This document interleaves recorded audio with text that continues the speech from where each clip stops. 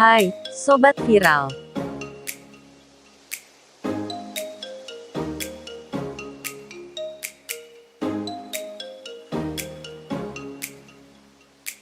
Berikut sinopsis film My Name is Khan.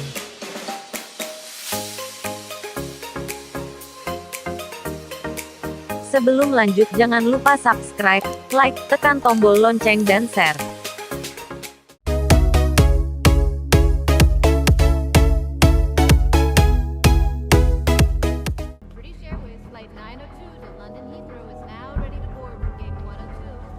Sebuah film berjudul My Name is Khan ini tidak lain diperankan oleh Shah Rukh Khan sebagai Rizvan Khan. Film ini diawali dengan setibanya Khan di airport di Amerika. Ketika berada di ruang pemeriksaan barang, seseorang mencurigai perilaku aneh Khan dan melaporkannya. Tiba-tiba dipanggil petugas airport untuk dimintai keterangan. Di sana Khan menjawab apa adanya bahwa tujuan Khan adalah untuk menemui Presiden George W. Bush di Washington DC untuk memberitahu beliau bahwa namanya adalah Khan dan dia bukanlah seorang teroris. Setelah Khan diperiksa oleh para petugas, akhirnya ia diizinkan untuk pergi. Berhubung kehabisan uang, terpaksa Khan harus pergi ke kediaman Presiden dengan naik bis meskipun harus menunggu hingga esok pagi. Di halte terminal itu ditulislah bait demi bait ungkapan hatinya tentang seseorang bernama Mandira.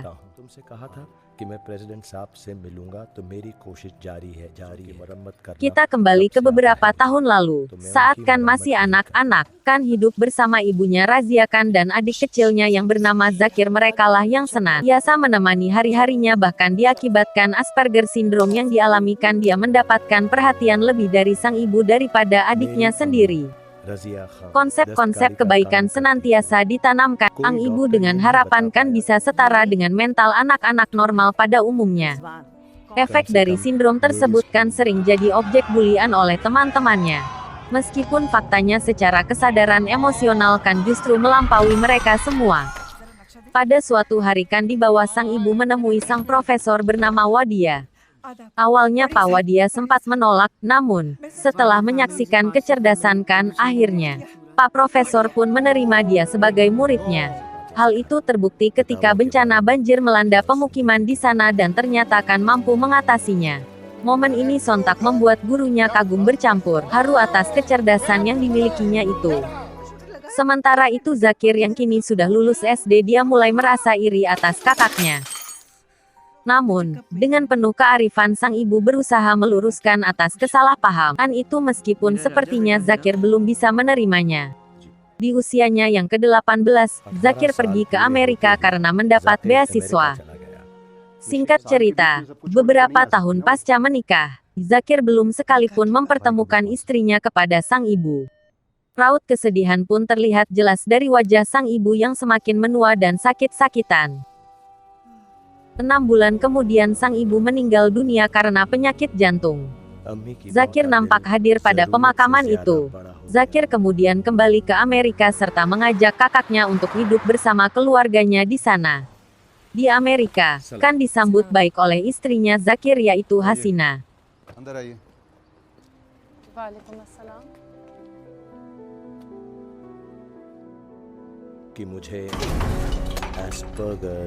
Namun, kebisingan kota dan banyak ditemui corak warna kuning di sana, justru membuatnya ketakutan. Dan karena sangat tidak menyukai hal-hal tersebut, beruntung Hasina yang juga dosen ilmu psikologi ini paham betul dengan kondisi kakak iparnya itu. Hasina lah yang pertama kali mengetahui bahwa kakak iparnya itu mengidap sindrom Asperger. Hasina berhasil membuat Khan sedikit bisa beradaptasi dengan lingkungan di sana. Di sisi lain, Zakir pun sadar bahwa di balik kelemahannya itu, ternyata Khan masih bisa mengungkapkan perasaannya. Suatu ketika, Zakir mulai memperkenalkan kakaknya tentang kesibukan kantornya dan Khan pun siap mencoba untuk mempromosikan produk kosmetik buatan Zakir yang bernama Herbal Mehnas. Esok harinya, Khan mulai memberanikan dirinya sebagai sales produk Herbal Mehnas dengan caranya sendiri sebagai pengidap sindrom Asperger. Namun ketika mau menyeberang jalan, tiba-tiba warna kuning zebra cross kembali memanggil rasa takut Khan. Ditambah suara bising Bitstream yang hampir saja menabraknya. Situasi tersebut membuat seorang pemilik salon rambut melerai keributan itu. Sementara Kan baru menyadari telah kedatangan bidadari cantik baginya.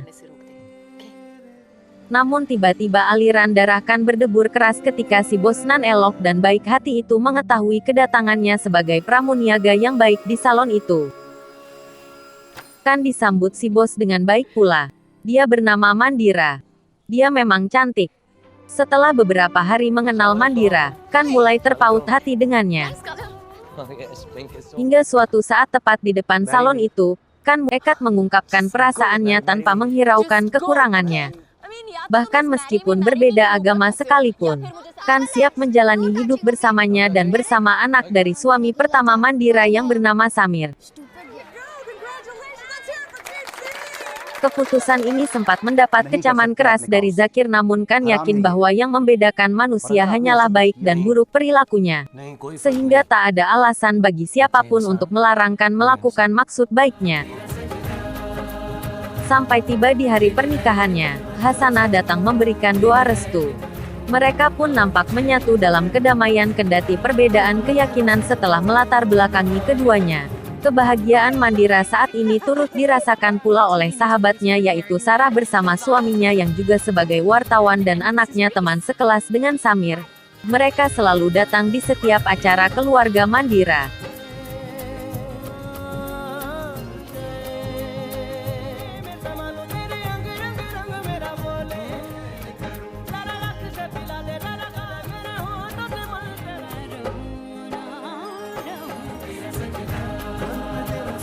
Di saat itu mereka dikejutkan oleh berita Islam adalah teroris.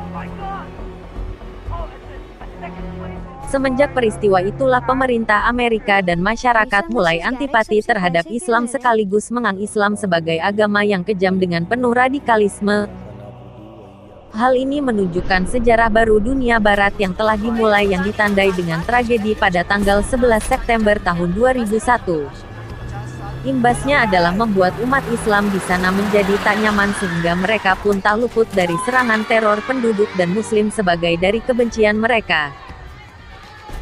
Begitupun yang dialami Hasina ketika ia harus rela melepas mahkota jilbabnya demi keselamatan sebagai kakak datang dan berusaha menenangkan Zakir atas yang menimpa Sina. Hari-hari berlalu dengan rasa cemas yang ada. Tiba-tiba mendengar kabar buruk bahwa suami Sarah tewas saat meliput konflik bersenjata di Afghanistan. Sebagai sahabat, Kan dan Mandira turut berduka atas kematian Mark. Namun setelah itu Riz bersikap dingin berubah secara drastis dan dia selalu berpaling dari Samir seperti menyimpan sebuah dendam. Hal itu terbukti ketika pertengkaran kecil di antara mereka, dan Riz menganggap bahwa kekejaman Islam itulah yang menyebabkan ayahnya terbunuh. Sialnya sekumpulan anak remaja datang justru malah melampiaskan kebencian yang sama kepada Samir, maka terjadilah perkelahian hebat. Samir dikeroyok dan dianiaya hingga tewas. Sempat dilarikan ke rumah sakit namun sayangnya Samir tak tertolong. Kejadian tersebut membuat Mandira sangat terpukul. Tentunya bukan hanya Mandira tetapi juga Kan di mana dia sudah menganggap Samir seperti anaknya sendiri. Hanya karena Samir seorang Muslim, hidupnya direnggut karena kebencian orang-orang kepada Islam.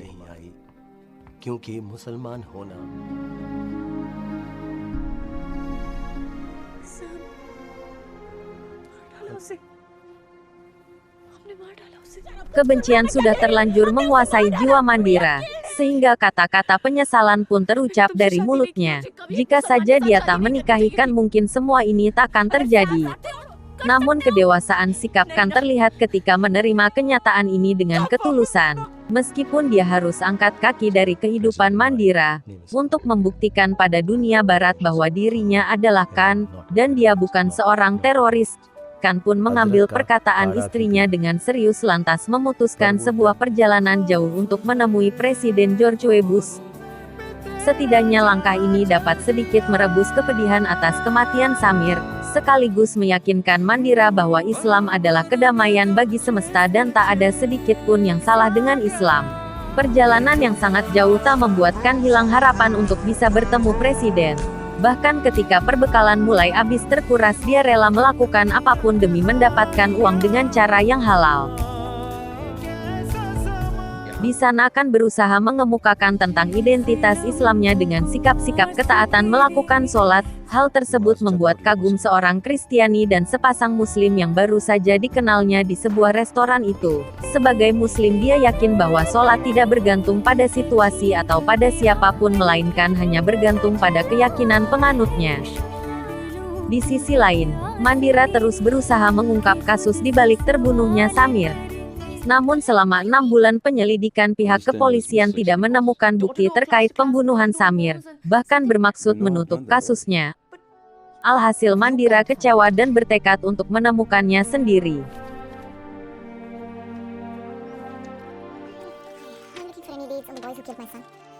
"180 hari perjalanan telah membawakan Khan tiba di daerah Georgia.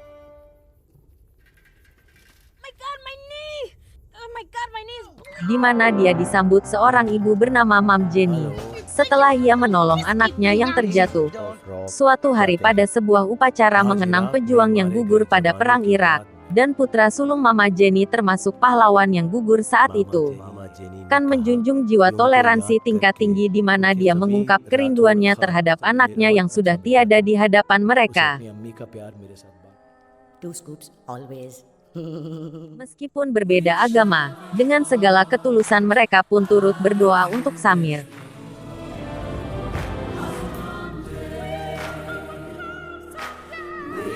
Singkat cerita, Khan sudah tiba di Los Angeles dan akan mengunjungi sebuah kampus ternama di sana. Namun ketika hendak berdoa di sebuah masjid, Khan tak sengaja mendengar diskusi seorang imam Dr. Faisal Rahman dengan mengutip kisah Nabi Ibrahim yang tatkala beliau mengorbankan Nabi Ismail anaknya di jalan Allah.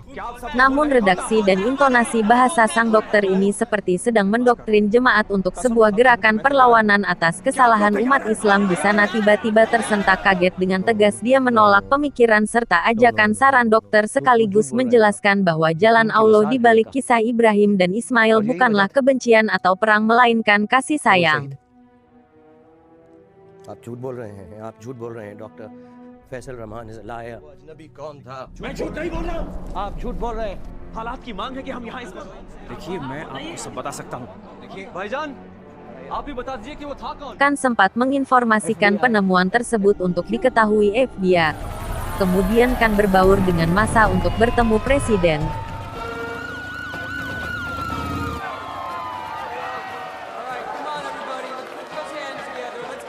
Di balik kerumunan, berkali-kali Khan menyuarakan pesannya dengan lantang. Hal tersebut sontak menarik perhatian seorang promedia BBC News, namun faktanya, perkataan Khan justru memancing kesalahpahaman massa dan tim pengamanan saat itu. Akhirnya Khan pun ditangkap petugas atas dugaan terindikasi teroris.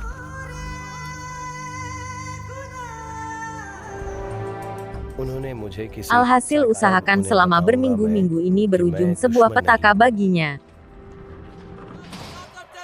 Beruntung dua awak media yang meliput kejadian itu berhasil menggali informasi detail tentang sosok Ridwan Han. Mereka dibantu seorang hacker handal dan kepala pimpinan redaksi BBC News yang juga sebagai pengacara. Akhirnya mereka pun berhasil menyiarkan berita secara lain sebagai klarifikasi bahwa berdasarkan data dan fakta Ridwan Khan tidak bersalah. Berbagai pihak terkait telah merespon baik siaran tersebut sehingga akan difasilitasi untuk menyampaikan penemuan terduga teroris pemimpin Dr. Faisal Rahman kepada FBI. Dari pelaporan itulah akhirnya Khan dibebaskan tanpa syarat.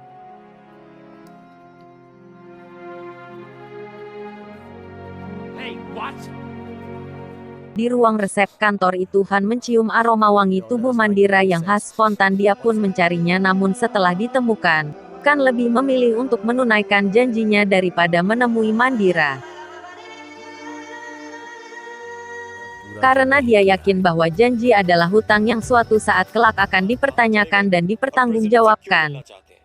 Sebelum kejadian tersebut viral di media Amerika, sosoknya yang menginspirasi banyak orang secara perlahan menggugah rasa percaya diri umat Islam di sana atas identitas agama mereka.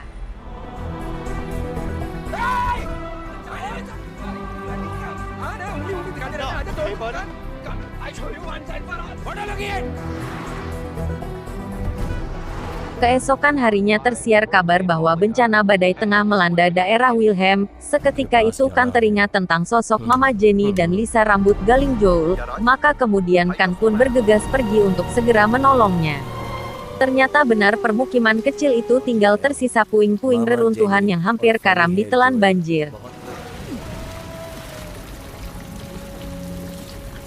Mereka yang selamat melindungi diri di balik atap bocor gereja tua.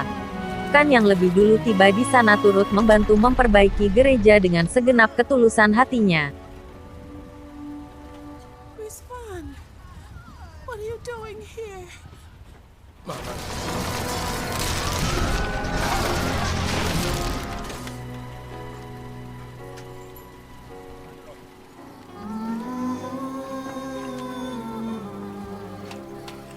Namun Rizvan Kan kembali menggema ketika stasiun TV ternama secara eksklusif mewawancarai kisah perjalanannya dan membuat haru presiden yang baru saja dilantik. Hal ini pula yang kemudian menyentuh hati Riz untuk segera mengakui kesalahannya. Secara sadar, Riz dan para pemuda menyerahkan diri untuk mempertanggungjawabkan perbuatan mereka. Mama won't forgive me. She will. She's a mom. Mandira kemudian menemui Kan di Wilmar. Tiba-tiba seorang pendukung militan dari Dr. Faisal menikam bagian perut kanan Kan hingga jatuh tak sadarkan diri. Setelah beberapa hari mendapat perawatan serius, akhirnya Kan kembali siuman dan memaksa menemui presiden baru yang kabarnya sedang mengunjungi korban bencana di Wilmar. Dengan antusias Kan bersama rombongan menerobos kerumunan. Namun sayang, presiden sudah istirahat untuk pulang. Setelah dilakukan negosiasi, akhirnya presiden baru itu meluangkan waktu untuk menemui Han dan dengan sangat senang hati beliau menyambut kedatangan Rizvan Kan. Dengan pertemuan penting ini Tunai sudah janji seorang Kan untuk istri dan mendiang anaknya Samir Kan. Anything else, Rizwan? Yes. Thank you. Thank you.